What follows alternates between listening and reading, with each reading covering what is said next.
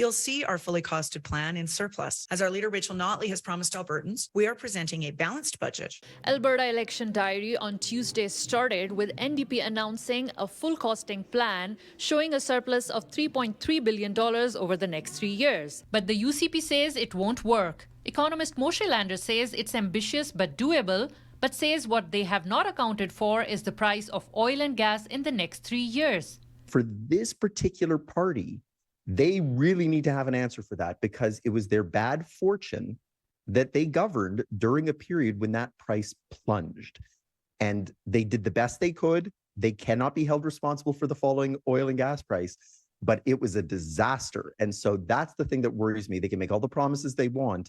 I want to see, what do you think the oil and gas price is going to be, and what are you going to do when it falls? While Lander is questioning the plan, the UCP has outright rejected it. Instead of making any new promises during a campaign event later in the day, UCP candidate Brian Jean criticized the proposal. You know, Trevor Toombs suggests their numbers from this morning are off by $1 billion. Todd Hirsch, their validator, admitted that he didn't do the analysis. I mean, this is just like the NDP on all financial matters. Let's shoot now and talk about it and plan later. And that's not the way to run a government. Jean also critiqued NDP leader Rachel Notley's proposal to increase the Alberta businesses' tax rate to 38%, warning it will damage the economy. Lander also agrees and says promises to cap insurance rates and reduce utility bills is not going to work in this economy.